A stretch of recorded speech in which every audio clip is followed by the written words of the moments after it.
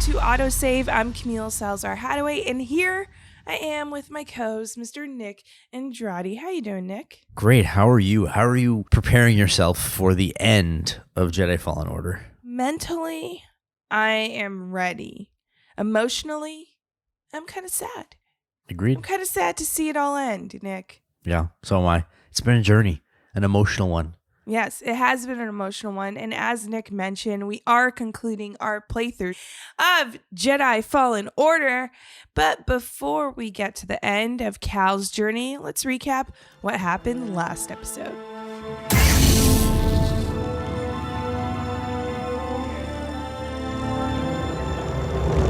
By the right of the Council, by the will of the Force, Cal Kestis. Rise, Jedi Knight.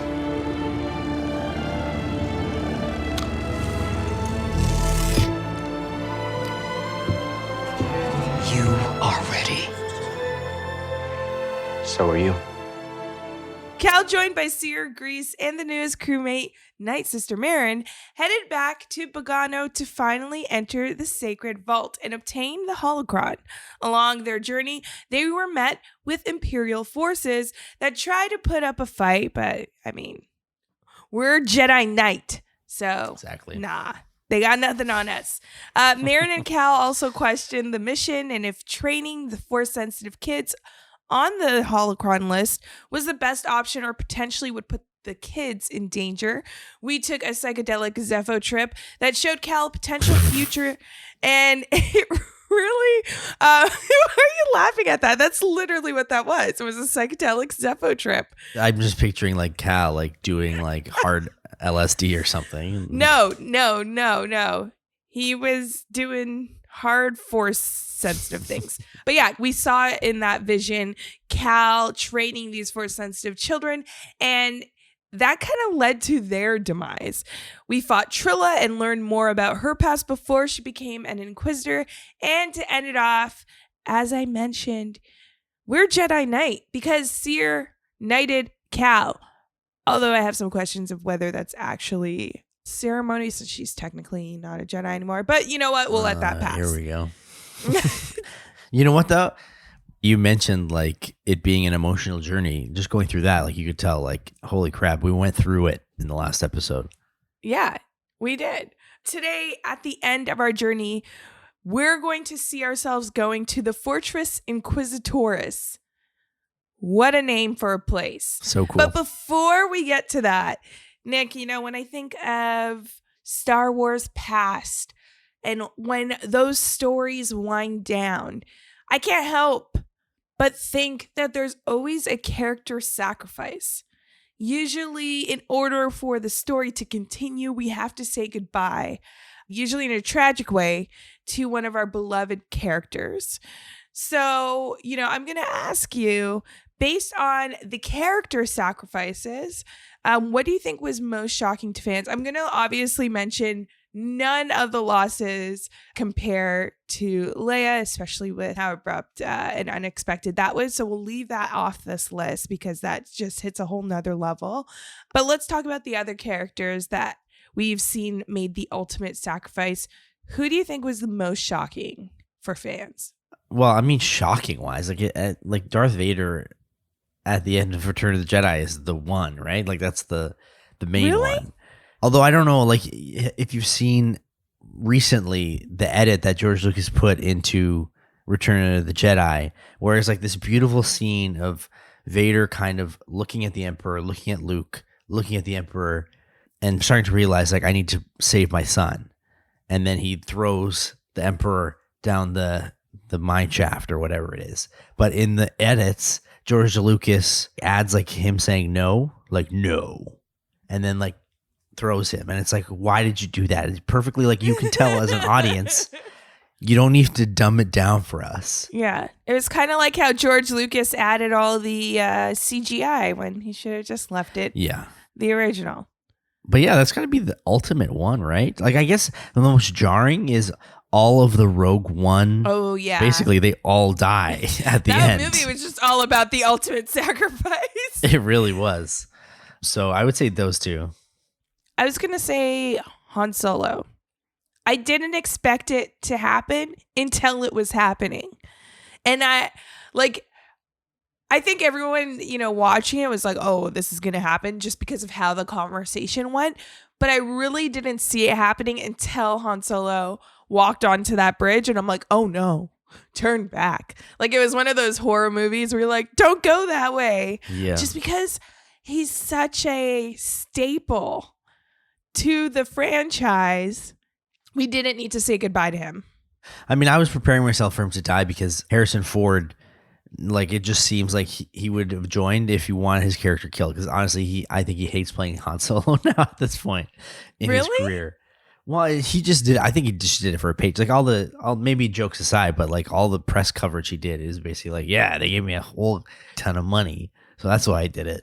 He wanted to die in the original trilogy, so I thought maybe again he definitely probably told Disney and everyone like, hey, I don't want to be in this movie anymore. Can I just say, death-wise, and I know this isn't sacrifice one, but the most touching for me of all the deaths is Yoda. Don't say Padme. Okay. No. And when he just goes like, there's another sky. It's just like, oh, and then he just disappears. I know it's not the question that you asked, but like, I love that scene. Yeah, he was old. There was no sacrifice there, but that was a nice one. I mentioned Padme quickly, and okay, I'm sorry. I putting a little hate on that name. You're the prequel lover in this relationship. I am. It was just very distracting to have the labor bot saying, "Ooh, yeah," or what is it? Ooh, like when I try to forget about it. Like, help her breathe. It takes away from the ultimate sacrifice emotion that I feel like should be instilled there. But yeah, I'm surprised you didn't say Luke, being a Luke fan. No, because we don't talk about The Last Jedi. That's why that movie never happened. Luke never died. My favorite character. In your eyes, yeah. Luke is still out there. He didn't sacrifice himself because of a misunderstanding between him and Kylo Ren all those years ago, okay? And where he wanted to murder a child because, Luke is all about that. Okay, whatever. Anyway, I'm done. I love it that Nick is so distraught right now. You should just see his face. He's all angry, rolling his eyes because we mentioned The Last Jedi. So you know what? We won't mention it anymore. Instead, we'll continue to the end of this journey. I feel like we may... Like going into this, I feel like there has to be that ultimate sacrifice. And I'm going to, once we get into it, I feel like I know who that may be heading into this. But we'll have to find out when we dive in.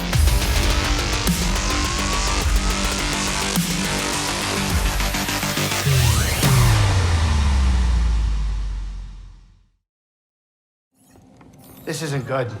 With the defenses they got, our usual tricks just aren't gonna cut it. I can help. What are you thinking? A ritual. It will hide the ship, I hope. A ritual? She has a knack for this kind of stuff. Wait a minute. Now, hold on. Now, what is this gonna require? A sacrifice. One of your arms will do nicely. Wait, what? Don't be so serious. Join me up front.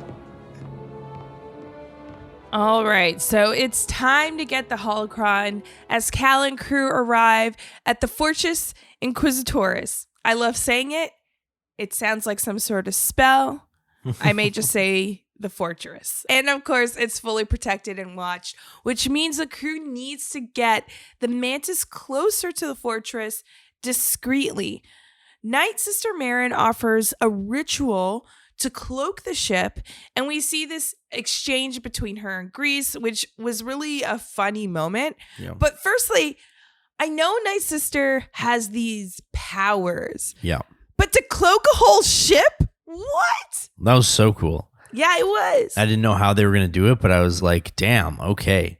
Merrin's got the goods. Yeah. She's powerful. She's really powerful. And it kind of reminded me of Klingon warships with that green. Of course it did. So I was all for it because that was my Star Trek reference in Star Wars.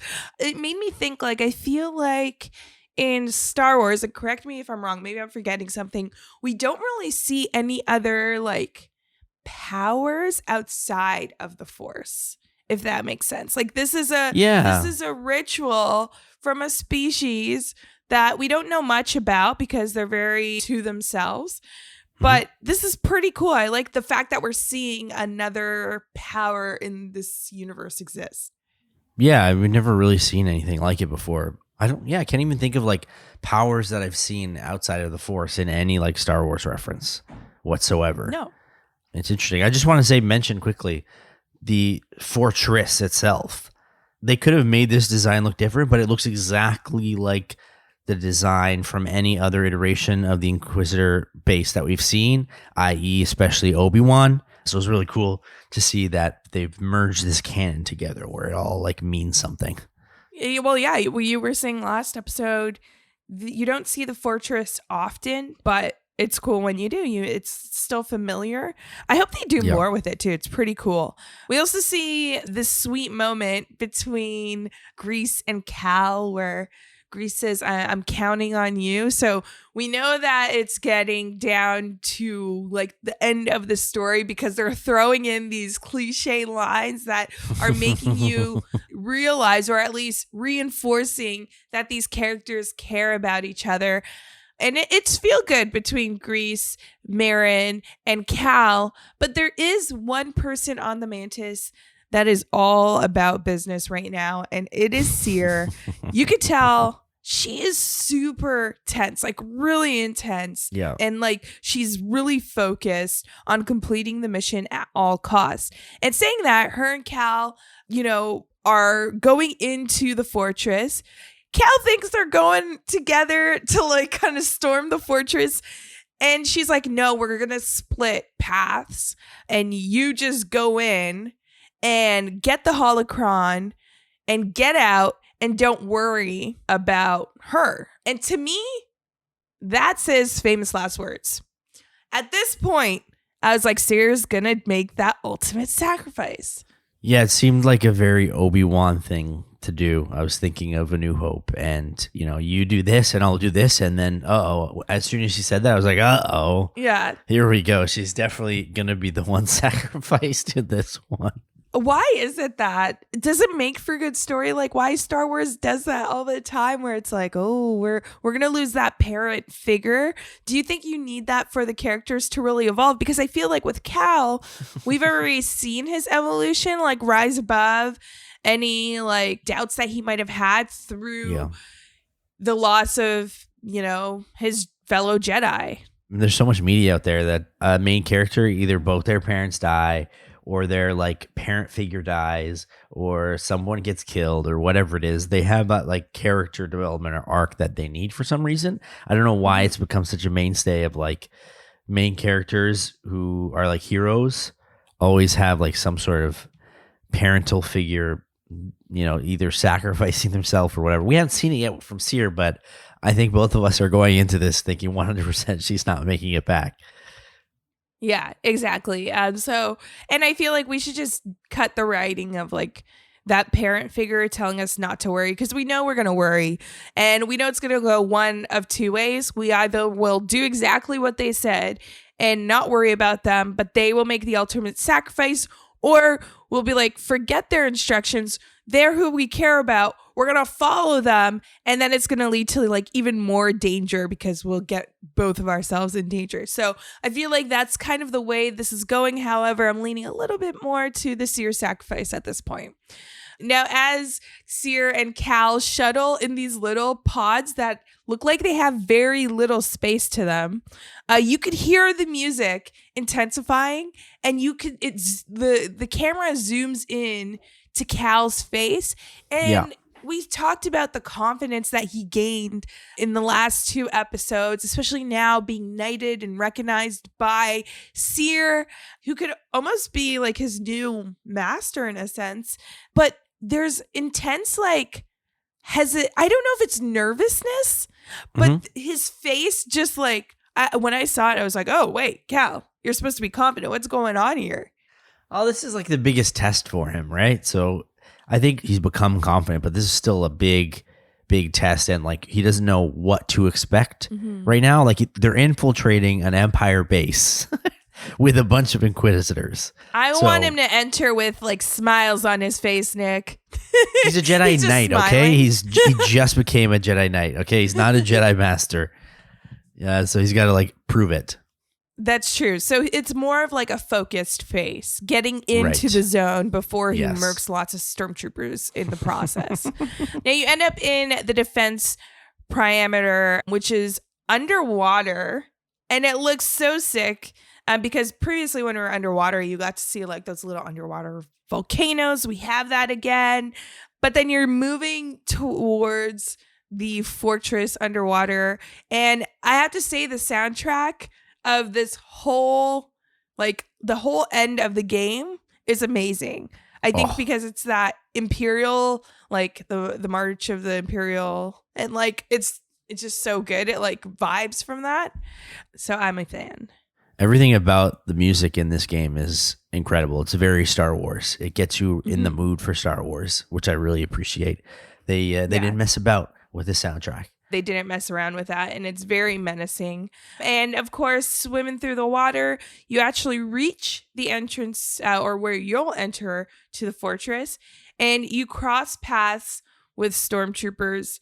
My favorite thing is just hearing their conversation, and you hear that one storm, like I guess the leader of that group there is trying to talk to the others, but because of the sound of the waters, they don't have their mics on, so he's pretty much talking to thin air. I just found that a little funny. That's true. I didn't even think about that. Yeah. It's like, how are you going to hear if there's an enemy approaching if you don't have your mics on?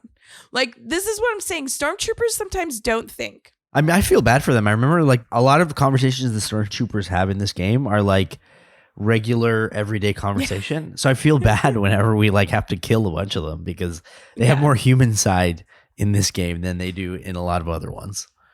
I agree. And that is exactly why I let them finish their sentence before I slice their heads off. Now, as we get to the location or closer to the location of the Holocron and continue through the hallways of the Fortress Inquisitoris, we are met with more stormtroopers and security drones and a lot of purge troopers. And maybe there's not a lot of them, but they are still intense. I still find purge troopers so difficult than any other enemy that we faced. They're just so skilled and on top of it. And especially when you're going through and you have like 2 or 3 purge troopers on you, it takes a lot more effort than just hacking and slashing to force your way through. They're hard.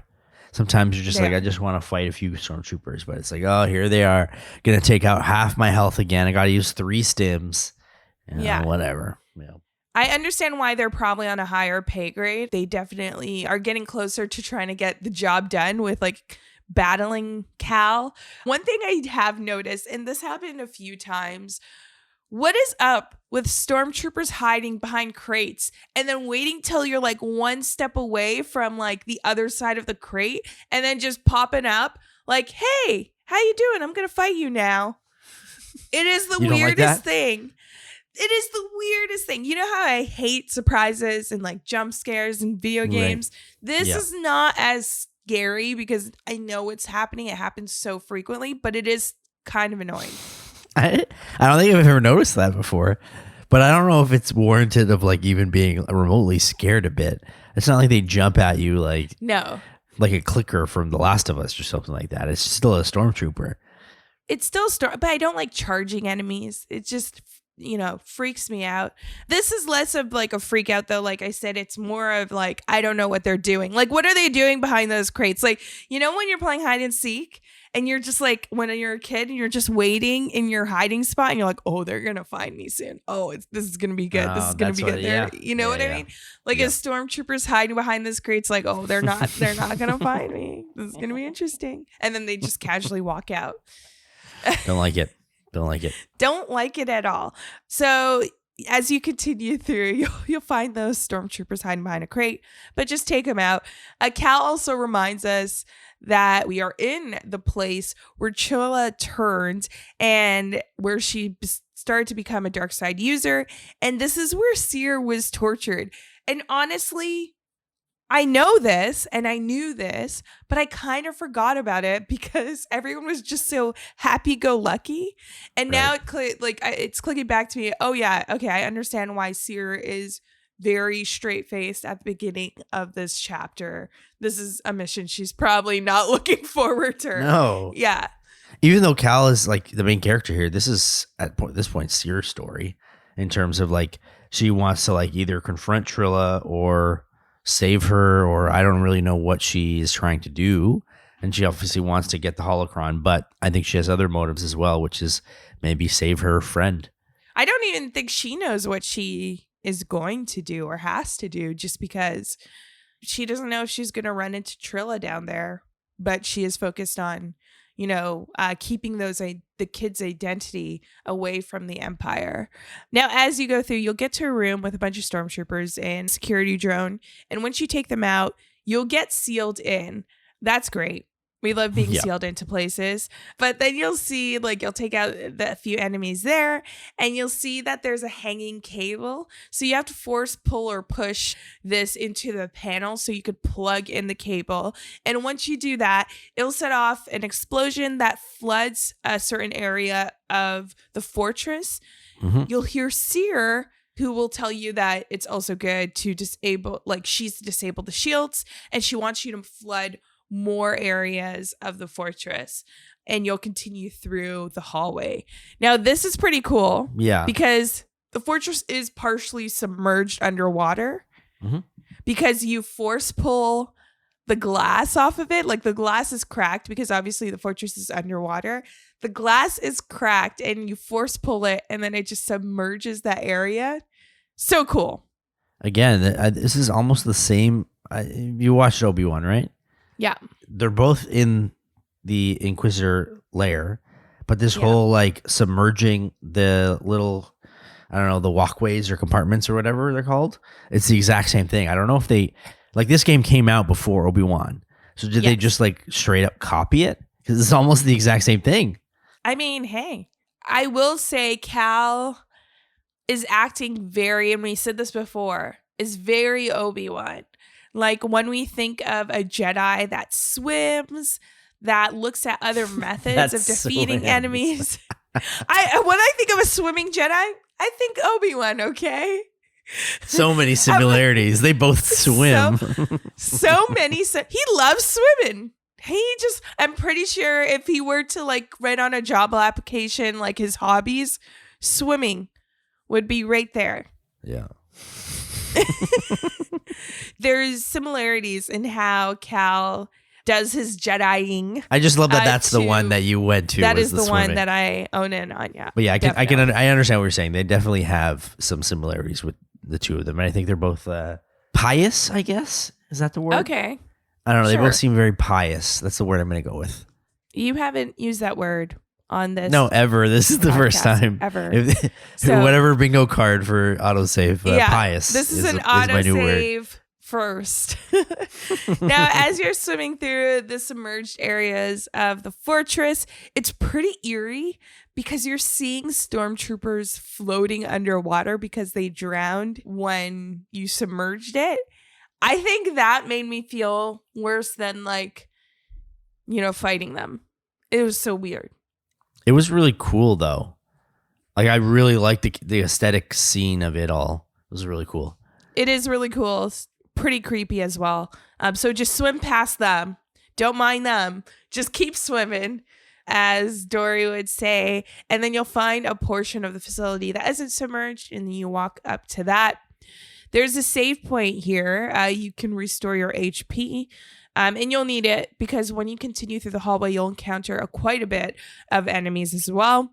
And you'll work your way to a training area that Cal mentions is similar to the dojo at the Jedi Temple, but is evil. This area was a pain because once you jump down here, it starts this wave of enemies. Yeah. And part of that wave of enemies is purge troopers. I cannot stand them. Nick, how'd you find this? I think at this point, I'm just wanting to go and progress through and fight Trilla and Are you feeling a little bit like Camille? Because yes, I know. I am. I'm usually the one that says, I just want to keep going with the story. Yeah, this is like, okay, we've fought so many stormtroopers in this game. Like, they really overload us with stormtroopers. And at this point in the game, I just wanted to like get to my destination and fight some bosses and not have to go through waves of enemies. But I get it because it's an Empire base. So there's obviously going to be a lot of stormtroopers, but I was just like, again. Yeah. And the security drones as well, like with their grab, that paired with the purge troopers of just kind of like, ugh, get me out of here. Oh, I will mention with fighting these waves of enemies, there's like 2 like bridges that you could kind of like force push or like just knock off enemies. And I found that really satisfying just to see them fall to their deaths. I may be a villain, I don't know, but. No, but it's cool. Like the Cool force way to powers, yeah. There's always like new things that we're learning or like we can do with our force powers. That's kind of one of those things that was like, that's pretty cool. Yeah, I kept running in a circle just so I could get them on that little piece to then like force push them off the You're platform. evil. Yeah, you're definitely a dark Jedi. Yeah, definitely. Now, once you defeat those enemies in the dojo, there's a meditation circle, as I mentioned, that will appear. Don't worry. The game isn't trying to trick you because the meditation circle appears in this like training area. Mm-hmm. I was like, oh no, this game's going to try to get me because I know if I rest here and restore my health, I'm going to come out of it and then they're going to be like a one wave at least that I'm going to have to face. But no, it didn't happen. This game is actually trying to help us, which is nice. Finally. Finally. Now you continue through and you'll find yourself in the prison where you guessed it, more enemies. And there's different floors to the prison, which gives enemies an advantage. And really, you're going to beat these enemies by deflecting their shots because they're stormtroopers and they're just shooting horribly at you. So just deflect them as you get closer, then you can take them out. And once you do that, you'll hear a familiar voice. Hey, you holding up? Don't worry about me. We have a job to do. Still, it feels good to tear this place apart. This prison is where they kept us. I only wish there was someone left to save. I'm sorry we had to come back here. So am I. We didn't really have a choice, did we? I understand. Let's keep moving. Yes. Let's get this over with. Any sign of Trilla? No. Not yet. The Holocron is being kept in the interrogation chamber. It's the most secure place in this entire fortress. I'm opening the path to the Holocron. Get to the Holocron. I'll divert reinforcements and join you as soon as I can. Join you as soon as I can. I don't know. Famous last words. That's all that was going through my mind after this scene. But in it, we see Seer. She shows us her Jedi ability. And holy crap, she's so badass. I love seeing her fight. She seems a little bit angry too, though. Yes. It was really cool to see her fight, but she seems, I don't know, dark sidey a little bit, maybe. She does seem like she's holding a lot of anger and maybe trying to bottle it in. But hey, I mean, she took out 3 purge troopers, which is pretty cool. And obviously Cal is in awe of her skills, but that is true. I didn't quite tap into that because I was just distracted by how she uses her or Trilla's lightsaber. Yeah. We also hear that there is a little bit of regret because she wishes she could save some of the prisoners here, which she didn't do last time, right? Because she kind of just destroyed everything. So I think she's dealing with that as well. So there's lots of anger and like bad emotions that may trigger that dark side in her. But where are all the prisoners? This is a pretty empty prison. We do see some bones on the floor, which is kind of like, there's some bones in the prison cells. That is kind of like graphic if you think about it. Yes, but also, it's a trap, right? Like, that because this place is empty, that there definitely is a trap set for them, right? Like, it's got to be. I know there's a lot of stormtroopers, but it just seems strange that there's like no prisoners at all. That's what I was saying. I'm like, okay, I get like maybe they tortured some of them to death or apparently left them there till just their bones was there. Like, how long? Does no one clean this prison? What's going on? That's not hygienic. We can't talk about logistics with this kind of stuff. Like, I know I've always talked about like, oh, well, when do the characters go to the bathroom? But if we dwell on these things, Cam, then we're going to get lost in the sauce. What is the point of taking a prisoner if you're literally just going to leave them there in the prison to rot and die so their bones are there? Like, just kill them on the spot when you take them in. Oh, yeah. And it must like stink. Well, yeah, but I guess stormtroopers, because of their helmets, they don't need to smell it, so they're fine. I'm sure they have some ventilation system in their suits. That's true. That's true. So we know it stinks in this prison, and it stinks because, like Nick mentioned, it smells like there's probably going to be a trap ahead. Now you continue through the interrogation, through to the interrogation area, and you have to activate bridges to get across there. What is up in Star Wars not having any railings on these bridges? It's a lifelong Star Wars questions.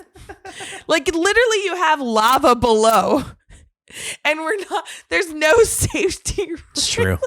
It's true. Yeah. I feel like, there definitely should be some sort of safety things. The Empire clearly are cutting corners everywhere they go, right? Because you can't just fall to your death. Yeah, I'm pretty sure they don't need like 30-foot ceilings. They could have probably used that budget and material just to make a railing on some other bridges. I don't get it. I'll never get it. If you know the answers, please let us know at AutoSave. You can't think about it. It'll haunt you if you think about it. You just don't think about it. But yeah, it's true. Like, I even think of a lot of Star Wars movies that no one has railings. Nothing has railings. How many times have like stormtroopers just fallen off? I know. Like Palpatine. Like, come on, like put it in your budget for the fiscal year, and that'll save so many lives of your own, army. Come on. Just do it. Just do it. Now, the last person here in this interrogation area was Seer, and Seer was here when Trilla tried to kill Seer. So, I mean, triggering some thoughts for Seer and some memories for us because we saw it unfold in the Force visions that we saw. But also, I mean, for Trilla, because that's right, Trilla enters the arena. It's time for a boss battle. How did you find Trilla, Nick? Difficult. Yeah. Again, any Jedi that we face in this game is relatively difficult. You have to time everything right, parry properly. She has like these spinning moves that are annoying, and she's definitely the hardest that we fought so far. Yeah. There's no question that this one took me a long while to get the hang of because she's tough. She is tough. She's super fast, and she has like these flash attacks, which I found cool when we first encountered her because it just adds like a cool extra little challenge to it. They become annoying very early on, so maybe I don't like them that much. Yep. But also in the background, as you're fighting, is that a stormtrooper being interrogated in the background of this interrogation area? I think so. I never noticed. I never noticed that as well until like I was just like, wait a second, I think there's a stormtrooper. Because at first when you enter, there's like no one sitting in the chair. Yeah. And then as you're fighting, you notice that there's a stormtrooper there. I have no idea how this stormtrooper got there because they're clearly not there. I thought it was empty the entire time. It was not the entire time. It was empty at the beginning. And then like as I'm fighting, the camera moves and I'm like, wait a second, there's a stormtrooper just sitting there. What did this stormtrooper do to be interrogated in the interrogation area? Didn't even notice that they were ever there. Yeah, poor stormtrooper. What do you say, poor stormtrooper? You know how many stormtroopers we've killed in this game? You were literally and I put them on the platform and then I kill them all. And now you're just like, oh, poor stormtrooper. Me killing them and them being interrogated by an Inquisitor. I mean, if I was a stormtrooper, I'd just take the quick kill. Okay? Sitting there and watching the person that I assume is interrogating you try to battle out with another Jedi. You know the mind game that does for the stormtrooper? Just sitting there waiting for his or her own demise? Like, come on. Listen, I was just trying to focus on fighting Trilla. I wasn't looking at no stormtroopers in the background, and I think you should have been doing the same. Hey, well, I did the same, and when you battle it out, you get halfway through the fight. Trilla, I saw what you've been through. You've experienced great suffering. It's not too late to let it go. Let go. I'm stronger now because of the pain. I knew you'd come back for this. No, thank you. You'll never make it out of this place alive! All right, now she shows us the holocron, and you hear Cal as well try to plea with Trilla. Like, he's actually trying to save her in a sense. Yeah. Which is a little bit surprising to me, because I feel like they don't have that connection. And it just really shows the growth I think Cal has gone through to become like this calm Jedi Knight who's just focused on not necessarily trying to kill his enemies.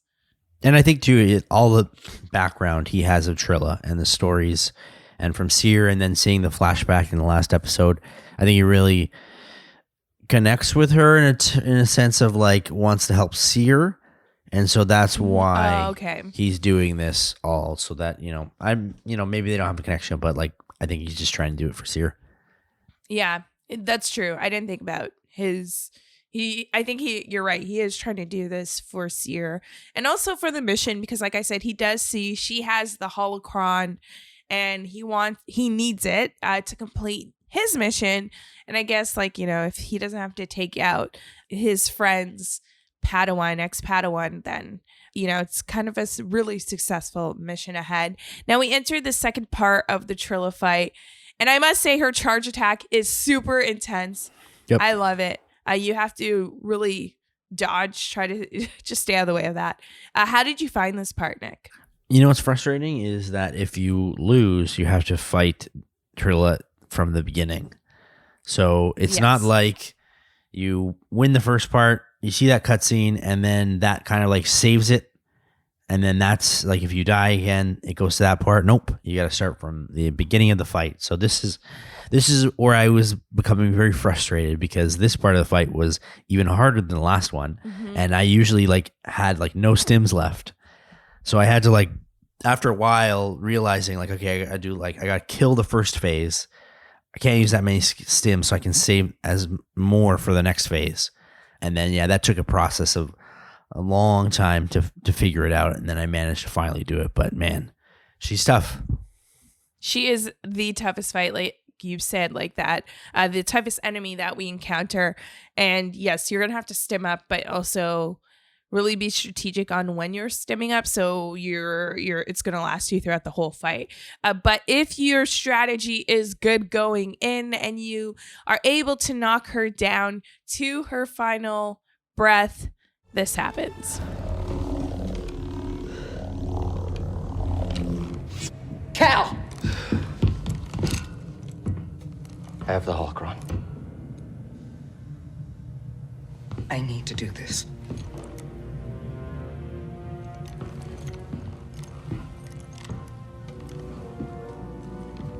It's over, Trilla. Nothing is ever truly over. This fight is over. I know the darkness that is eating you up inside, and every day we choose to either feed it or fight it. It's too late, sir. No, it's not. I know the choices that I made took all your choices away, and I have failed you, Trilla. I failed you. And I am so very sorry.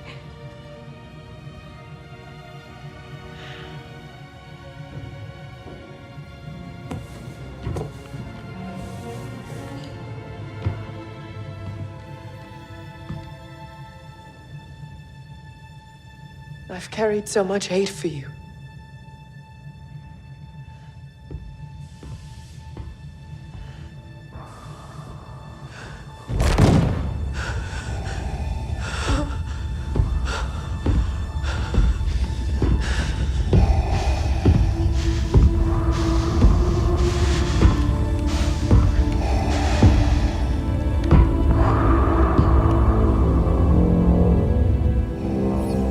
that doesn't look good. It isn't. It's him.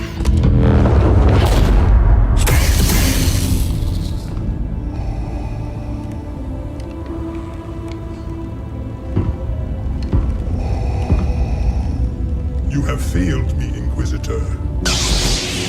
Avenge us! Run! No! You would be wise to surrender. Oh my God, it's Darth Vader. Wow. What?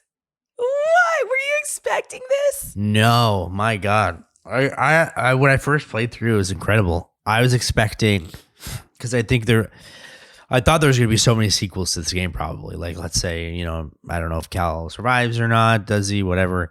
But I thought it'd be like a Grand Inquisitor that we're going to see. That's who I anticipated from the jump. I didn't think that they would go this hard, this quickly, and throw in Vader in the last mission of the game. And I remember when I heard the breath, I was like, holy shit. And I was playing at night, and I had my like TV lights in the background, and then like when he turned his lightsaber on, and then my whole screen, my whole like living room just went red, and I was like, that's cool. Oh, that is cool. Yeah, and the thing is, like, not even like the last chapter, Nick. This is like the last 10 minutes of the game. Oh, I know. Yeah, it's like, it's the last 10 minutes. Like, what? I know. Oh my, okay, look, we're going to talk more Vader in a second, but I need to hold my excitement so we can get through the first part of this scene. So Cere wants redemption with Trilla. She literally holds out her hand and tells Trilla it's not too late to turn away from the dark side. And you start to hear hints of regret in Trilla. Trilla is saying, it is too late. I had so much hate for you. And at this point, I thought it was looking like it was too happy, because before Trilla gets to this point where she's having this conversation with Cere, or before Cere shows up, Trilla's saber's on the ground. So what I thought was going to happen is she was going to pull a little Kylo Ren and act like she has this regret, and then just force pull her lightsaber towards Cere, killing Cere. But nope, just as we hear that confirmation that Trilla wanted to be good again, and, with that final words, avenge us, Vader kills her, completely kills her. I know. Wow. I think she did have, to me, it sounded like she would turn back to the good side. Yeah. I think she was like, Vader, this guy is going to F you up. So you have no chance against this guy. But yeah, it seemed like I thought we were gonna save Trilla. My whole theory this entire game was that we were gonna save Trilla, and then she was gonna sacrifice herself. I did have big Cere vibes at this time, but in the beginning I thought, okay, Trilla, we're gonna get Trilla on our side again. That's what the twist is gonna be. Oh, really? And then she sacrifices herself to save us. But nope, I was wrong. She did. She did. I did not, like I said, I did not think Trilla was going to come over to the good side. I just thought she was pulling a fast one on us. But nope, she wasn't. She's dead. Yep. Now, for this as well, we hear, because this is, Order 66, there has been a little bit of talk of Darth Vader, but not really from Cere. But you hear Cere say, oh, it's him. So she does know who he is. Yeah. It's very interesting, because it's we obviously know who Vader is, but what is Vader's, if Vader was an influencer for the dark side, what would his reach be? And apparently it's pretty far, because Cere is trembling in her feet. If he was an influencer, what does he have, 265 million followers on dark Instagram? Yeah, think about how many stormtroopers there are out there. They all probably are following Darth Vader, whether it's voluntary or forced, I don't know. But that's a lot of followers. Lots of reach that Darth Vader has. He's going to be on the next Imperial recruit campaign. They're going to pay him lots of big credits. Oh my God. Now, in this, we did obviously see Trilla gets killed right in front of Seer. Seer doesn't have a huge reaction because I think she's just trembling in fear and trying to defend Cal in the process. So she kind of goes after Darth Vader after telling Cal to run. And Darth Vader just throws her aside into those pits. Remember I said no railings? This is an area where a railing would have been great. Might have helped Seer from being thrown off the edge. So, I mean, maybe at this point, it's not only Trilla who sacrificed herself, but also Seer. You also have this quick exchange, which is kind of funny and like shows how badass Darth Vader is. When Darth Vader said it would be wise for Cal to run. And Cal's like, yeah, maybe. And there's a brief attempt for Cal to fight Darth Vader, which is amazing, by the way. Don't do it though, Cal. You have no chance against this guy. Yeah, and if you do, like, there's not gonna be anything that happens because he'll force push you and you're gonna fall to the ground and realize that your only option is to run. Cal, run, Cal. It triggers this running sequence, which is really cool, where Darth Vader is casually, like very casually hunting us down. How did you find this? He's like, well, it gave me like Jason / Michael Myers vibes, where he was just like kind of casually walking slowly towards you, and you know that you're probably gonna die if he catches up to you. So run as fast as you can, Cal, because I'm gonna put the odds out right now. Does Cal lose a limb in the next 5 minutes? The odds seem pretty high. I mean, the odds are pretty high, especially as he's running on these like paths and the metal's getting teared apart. And we see Vader just slaughtering a bunch of stormtroopers in the process to try to get to Cal, which is just insane because it just shows that power that Darth Vader has and reminds us of that as well. We also see like, it's just funny because like you get to this lift and you're going up and then you think you've evaded Darth Vader, but then you just see his lightsaber like jam into the elevator shaft, which is really cool as well. And like even when he's on the panel, right? Like, so he's on the panel trying to activate the elevator shaft and then the camera turns and it's just like, boom, Darth Vader is right there watching us. Very, very giving us that Michael Myers horror movie vibe. Yeah. It's so cool. After you take the lift up to the Tower Transit Passage, this happens. I'll make it. Seer, I won't fail you. Kid, you read me? They're not responding. They will. I am certain of it. Grease, I'm here. Heading towards the surface. Be ready. I have the holocron, but Seer, she didn't make it, Grease. Seer? Just get out of there, Cal. Keep moving, Cal. I'm sorry. You hear Cal pinging the Mantis, and they are now aware that Seer is no more, but, want to continue with the mission that Seer set out for them. And just when you think you're right at the finish line, well...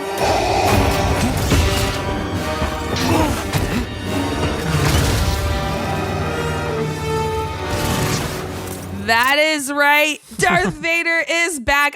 He's so menacing. I love it. And I just love hearing that soundtrack. Now, BD1 tries to get Vader off of us by shocking him. And it doesn't really go well for BD1 because he just gets tossed to the corner. And so do we. We get tossed as well. And we drop our lightsaber. Now, after we are thrown to the ground, Cal tries to pull his lightsaber towards him to draw an attack on Darth Vader. But this is the most, I think this is the most badass move I've ever seen Darth Vader do. He force pulls it and holds it in its place, then turns it around towards Cal and stabs Cal with his own lightsaber. The disrespect Oh, it's just perfect, though. My God, it's really showing like Vader and how powerful he is, which Star Wars sometimes doesn't do a great job of. But this he's really menacing and scary, and I was scared while I was watching this. This is like the best. I think we're 5 minutes into almost like the ending. This was like the best 5 minutes towards the ending I've ever had. And it looks like all hope is lost, but luckily.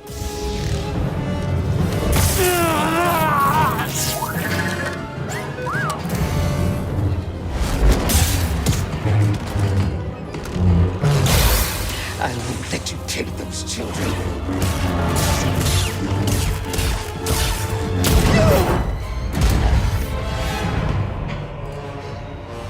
Such hatred. You would have made an excellent Inquisitor.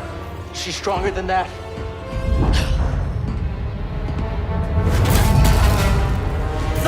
No! Yes.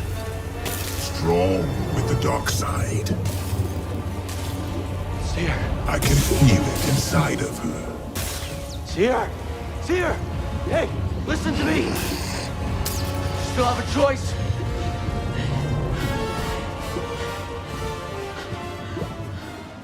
So I really thought Seer was dead when she got flung into that pit. I was not expecting her to appear again, which is really good that the game was able to do that, because some games try it, but you kind of know that the person's alive. So good on them at EA here.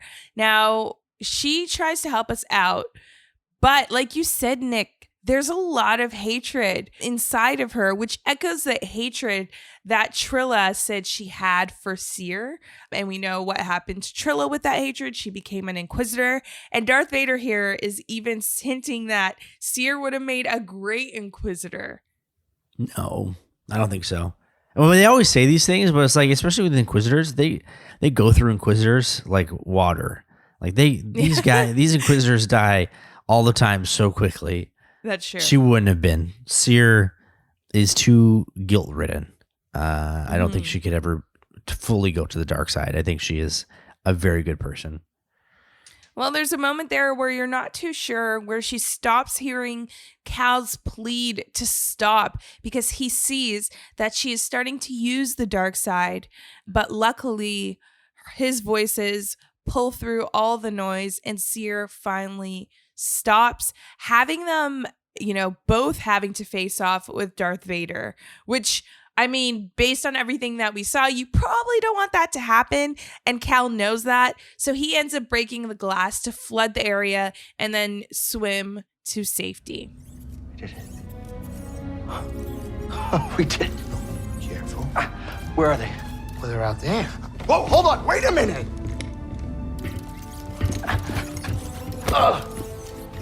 Sorry.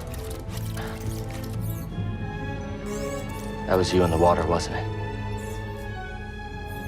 I'm glad you're okay. This one wouldn't leave your side. Thank you.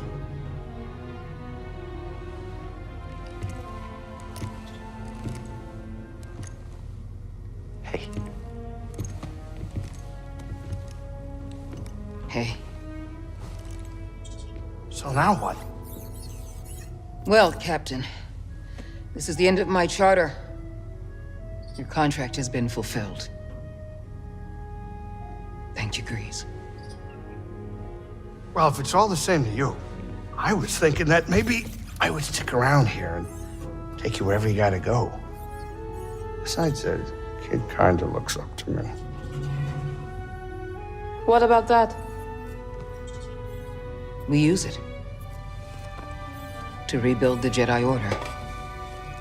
All right, so Cal wakes up on the Mantis because he actually passed out while trying to swim to safety because he used his breathing device on Seer instead of him. And we actually find out that Marin helped Cal swim to safety, which is why he was passed out and now on the Mantis.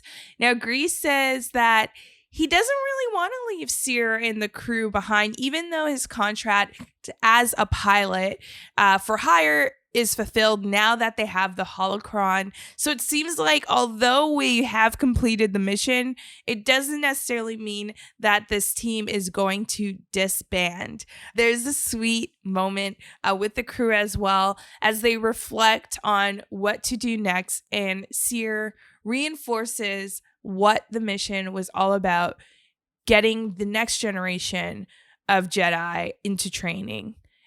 And I mean, this is a pretty happy ending. Very happy. I can't believe everyone survived. I really thought right? Seer would die. I thought Cal was going to die this entire time, especially after I saw Vader. I'm like, this is it. I was expecting him to die because, again, we know all the stories of Jedi at this time period don't end pretty well. And I thought the same. I thought Cal was done so. So I'm surprised, but yeah. Super happy ending. Also, shout out Marin, my favorite character, rescuing us and doing the cloaking device. Like, she was a beast in this final mission. She is the VIP MVP of this mission. I love it. She is probably the most valuable crewmate on the Mantis.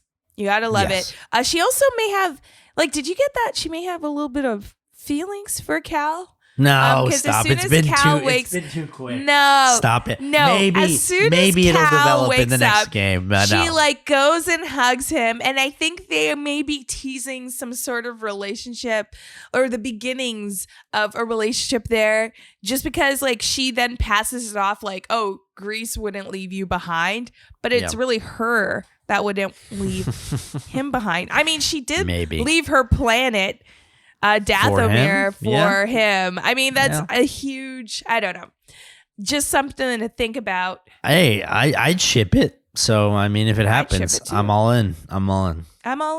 And it looks like we're all in because, I mean, it looks pretty good. Happy ending, mission complete. So, after this, we're going to break down the ending of the game.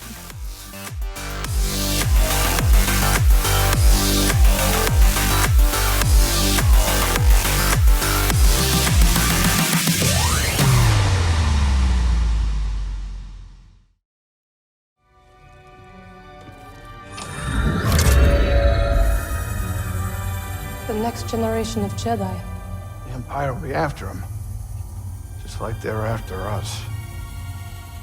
The lives of every child on that list will be forever changed.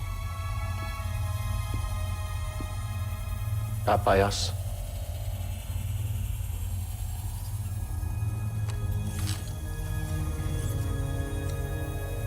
Their destiny should be trusted to the Force.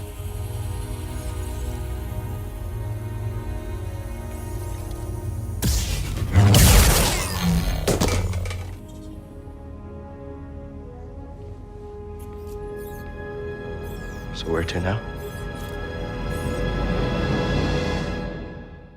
After a brief deliberation of, what to do, I don't even know if I could call it that, because really in the end, Cal just decides that the Force-sensitive children's fates shouldn't be in Cal and the crew's hands, and he just destroys the holocron, which I mean is very noble of him. But what about the mission to restore the Jedi Order? I don't know. And then they do this quick, like, what's next, which I do like because they have that clear cliche Star Wars ending where it's a very abrupt ending. Yes. And I love that. Yeah. I really do. But what, Nick? This is the full ending of the game. Well, it's great. What? You don't like it? I mean, Cal could have at least had some discussion about it. He just makes this decision. No, I guess he did grab it himself. I think there was a lot to put. I understand that it seemed quick, but I think throughout the last two missions we've seen, I think he was weighing his options and thinking about it, especially the Zepho cutscenes that we saw in Bogano. So I think it was inevitable. So I'm not surprised. In my opinion, I thought it was leaning towards that. I'm not surprised either. No, I'm not surprised either. Of the abruptness of it all. No, I actually like the abruptness. I'm not surprised he did this. However, if we really think back to the beginning of this game, this is Seer's mission. He's just coming along for the ride. No. Seer didn't say, all right, let's do it. She didn't give a nod to Cal. Like, there wasn't that moment of understanding between the two of them that they're going to do this. Like, literally 2 seconds before he is destroying the holocron, she's like, we're going to use these kids to restore the Jedi Order. And he's like, nah. I agree with him completely on doing that. So I do. Although when you gotta like laugh and think about it, this whole game has been about getting this thing, and then at the end we're destroy it, and then it's like, and that's it. That's it. So, yeah, we literally played this game, and our reward was, I guess, a new love interest maybe, and now Darth Vader knows who we are, and is gonna hunt us down and kill us. So wonderful. Good job, team. Good job, team. Run the credits for AutoSave. There we go. That's the ending. I love it. Good job, team. But you're right. Like, we pretty much exposed our identity. We sure did. For nothing. Nothing. Well, no, it's not nothing. Right? It's. I mean, we got to remember we're protecting these children by destroying it. Yeah. We're distracted. Yes. We're protecting their identities. The Empire can no longer track these kids down and who they would eventually kill. So it is still a win. I know they're not going to be Jedi, but maybe they'll become Jedi in their own right. I think that's what Cal alluded to. So let's be a little bit optimistic here. Okay. I think it was a good thing. These children are protected. No, it is definitely a good thing because, like I said, last episode, Marin brought up a good point that if we were to train or take these children, firstly from their homes, maybe not voluntary, we would be putting them in danger of being hunted by the Empire and probably losing some of the children along the way, which is also that Zepho vision that Cal had as well. Mm-hmm. So yes, it does come full circle. Even though it seems like our mission was for nothing, we did see a lot of growth in Cal, and this crew really has become their own ragtag space team of misfits. Yes, which I know you love that aspect of it. So yes, they are a team of misfits, and I'm excited what their next journey is going to be because it left me with all the feels at the end. They did leave me with all the feels at the end too. Now, as we look at the game as a whole, just overall thoughts, because I know we're going to dive into it in our Patreon episode, but what are your overall thoughts on first the story, then maybe a little bit of the gameplay, and would you recommend it? Story-wise, I think it's a grand slam. I think it's a home run. I don't know other cliches I want to use for this, but okay. To be honest, like the story, I think is an incredible Star Wars story. Again, there's things that can be fleshed out, and maybe we'll go into more detail on the Patreon episode, but story-wise, I think it was so good. The gameplay could be more could be desired from the gameplay aspect of it. I think that's where the weakness is, but the story I think is really well done, and I would recommend it as a Star Wars fan. And I think just going online and looking at the reviews of the game, I think again, the gameplay aside, people are happy with the story, and people think that it's a great Star Wars story. It really hits all those notes that a lot of Star Wars stories hit. And, I've heard a lot of people like it better than the actual sequel movies. So I think that it would be like, that's how they should have went, that kind of direction. And, it's hard not to agree with them, but that's where I stand. Great story. Made me feel like I was in the Star Wars universe. Made me want to play a sequel or whatever, wanted me to play more. That's all you can ask for. What about you? Nick, I think you hit the hammer with the nail on the nail head. on the head. I think it's the phrase. Yeah, I was trying to get another cliche saying here to follow your run, but I didn't because obviously Nick holds all the cliches within him. But yes, I'm trying to hit the nail on the head. Is that it? That's the hammer. one. I don't. Okay, sure. But you got it. You got it. That's exactly what it is. I feel like I wanted a little bit more from the gameplay. However, the story is a really well done Star Wars story, and that is saying a lot. Yes, it actually is. Would it be in your top 5? Because last episode we did rank the movies. Would it be in your top 5 storylines within those movies? Because you did mention that some people like this story rather than the sequels, would you rank it amongst your top 5 like movie rankings? If I'm looking at this game as a movie and they made this a movie, I'd be all in invested. So yeah, I would put that up there pretty high. It's what you would expect those sequels to be, and it has all the lore in it, and all of that. Has some great characters, and it's unfortunate that some of these movies are the way they are. But this one, whoever wrote this game, they did just a great job altogether, and especially when it's an EA game. I'm happy with that. Clap it out. Good job. Exactly. Yeah, good job. Yes, given the fact that the previous Star Wars EA games have not been that great, I think this one is a good one to jump into if you have not jumped into any of the other ones.